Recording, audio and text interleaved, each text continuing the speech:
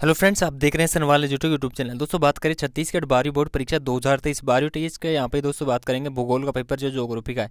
11 मार्च को एग्जाम होने वाले ऐसा पेपर आपको देखने के लिए मिलने वाला है बोर्ड परीक्षाओं में। और जो नए पैटर्न पे पेपर जारी हुआ उसकी आपको आंसर की बताने वाला हूँ। पेपर फर्स्ट आएगा और उसके बाद 2 पेपर आपको अपलोड किए जाएंगे भूगोल के। दोनों पेपर में से आपको तैयारी अच्छी करके जाना है क्योंकि उनमें से बहुत ज़्यादा क्वेश्चन एग्जाम में आने वाले हैं। तो आइए बात करते हैं फर्स्ट पेपर के बारे में, चर्चा करते हैं। उसके बाद में सेकंड पेपर आपको नेक्स्ट वीडियो में देखने के लिए मिलने वाला है। जी हाँ दोस्तों, ये है आपके सामने 12वीं क्लास का भूगोल का पेपर है। प्रश्न पत्र फर्स्ट है, उसके बाद में सेकंड आने वाला है। तो बात करें फर्स्ट क्वेश्चन के बारे में। यहाँ पे ए खंड ए है, उसके अंदर फर्स्ट क्वेश्चन दे रहा है किसमें, निम्न सूचकांक मूल्य वाले 2 देशों के नाम लिखना है। तो यहाँ पे एक होगा आयरलैंड, आयरलैंड हो गया एक, तो एक होगा आइसलैंड हो गया और एक हो गया हांगकांग। ठीक है, 3 नाम बता दिए मैंने, 2 को आपको लिखना है। विश्व के कौन से देश का जनसंख्या घनत्व सर्वाधिक है, तो मोनको।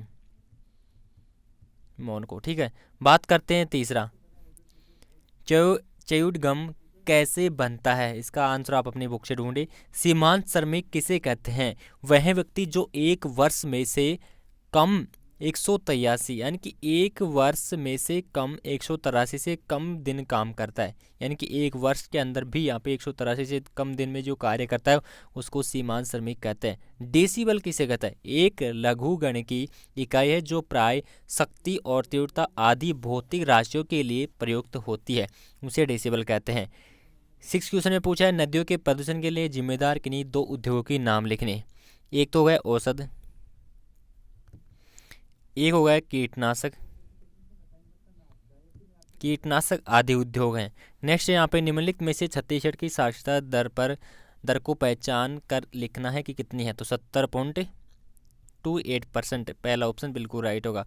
नेक्स्ट क्वेश्चन की बात करते हैं। यहाँ पे 8 क्वेश्चन में दे रखा है कि पिरामिड से निम्नलिखित प्रश्नों के उत्तर देना है। जो यहाँ पे पिरामिड दे रखा है इस प्रकार से यहाँ पे उत्तर छाटने इसके अंदर। फर्स्ट है, यह पिरामिड जनसंख्या की किस प्रकृति को दर्शाता है। विकास की दृष्टि से यह पिरामिड किस श्रेणी में आता है। दिया गया पिरामिड किस देश का है, ये बताना है।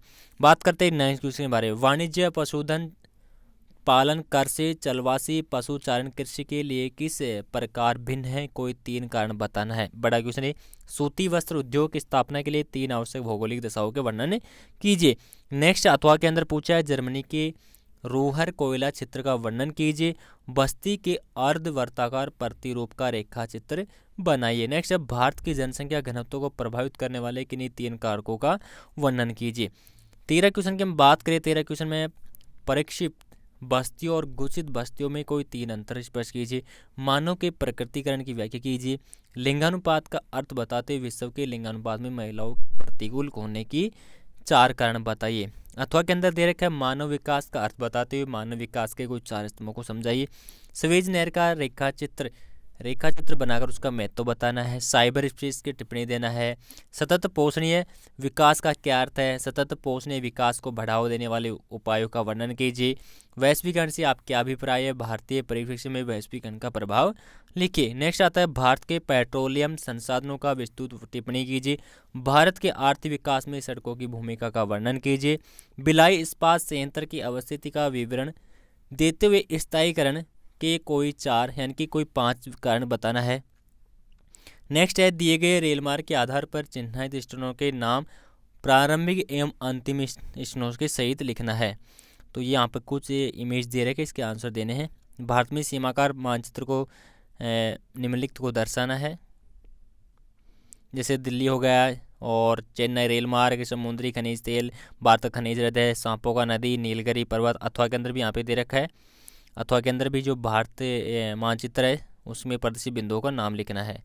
तो गाइस ये पेपर आपका कंप्लीट हो चुका है फर्स्ट। अब नेक्स्ट वीडियो में सेकंड पेपर आएगा, भूगोल का ही सेकंड आएगा। 2 पेपर आपको देखने के लिए मिलने वाले हैं।